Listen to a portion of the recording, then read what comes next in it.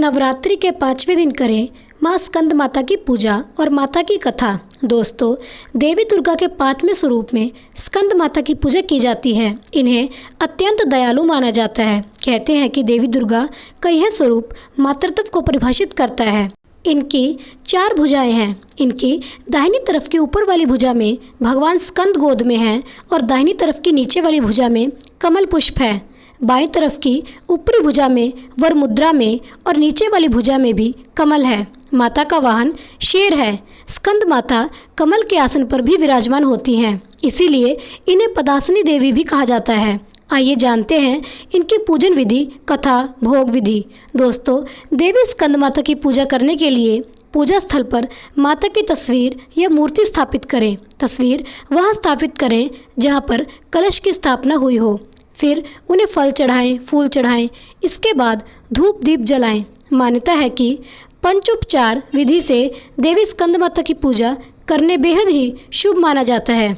इसके बाद की पूरी प्रक्रिया ब्रह्मचारिणी, चंद्रघंटा और बाकी देवियों के ही जैसी है। माँ को केले का भोग लगाएं।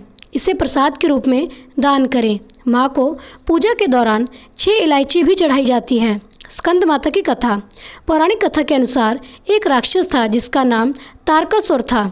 उसने ब्रह्मा जी को प्रसन्न करने के लिए कठोर तपस्या की। उसकी कठोर तपस्या देख ब्रह्मा जी बेहद प्रसन्न हो गए। उन्होंने प्रसन्न होकर तारकासुर को दर्शन दिए। उस कठोर तप से ही ब्रह्मा जी प्रसन्न होकर उनके सामने आए। ब्रह्मा जी से वरदान मांगते हुए तारकासुर ने अमर करने के लिए कहा। ब्रह्मा जी ने उसे समझाया कि जिसका जन्म हुआ है उसे मरना ही होगा। फिर तारकासुर ने निराश होकर ब्रह्मा जी से कहा कि हे प्रभु, ऐसा कर दें कि शिवजी के पुत्र के हाथों ही उसकी मृत्यु हो। उसने ऐसा इसलिए कहा क्योंकि वह सोचता था कि कभी भी शिवजी का विवाह नहीं होगा तो उनका पुत्र कैसे होगा, इसलिए उसकी कभी मृत्यु नहीं होगी।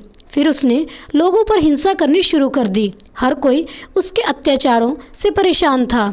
सब परेशान होकर शिवजी जी के पास पहुँचे। उन्होंने शिवजी से प्रार्थना की कि वो उन्हें तारकासुर से मुक्ति दिलाएं। तब भगवान शिव ने पार्वती जी से विवाह किया और कार्तिकेय के पिता बने। बड़े होने के बाद कार्तिकेय ने तारकासुर का वध किया। स्कंद माता कार्तिकेय की माता हैं। तो दोस्तों, प्रेम से बोलिए स्कंद माता की जय। माता की कथा अच्छी लगी हो तो चैनल को सब्सक्राइब, लाइक और शेयर जरूर कर दें। आपको बहुत धन्यवाद होगा। मिलते हैं माता रानी की अगली कथा के साथ। तब तक के लिए सभी दोस्तों को जय माता दी।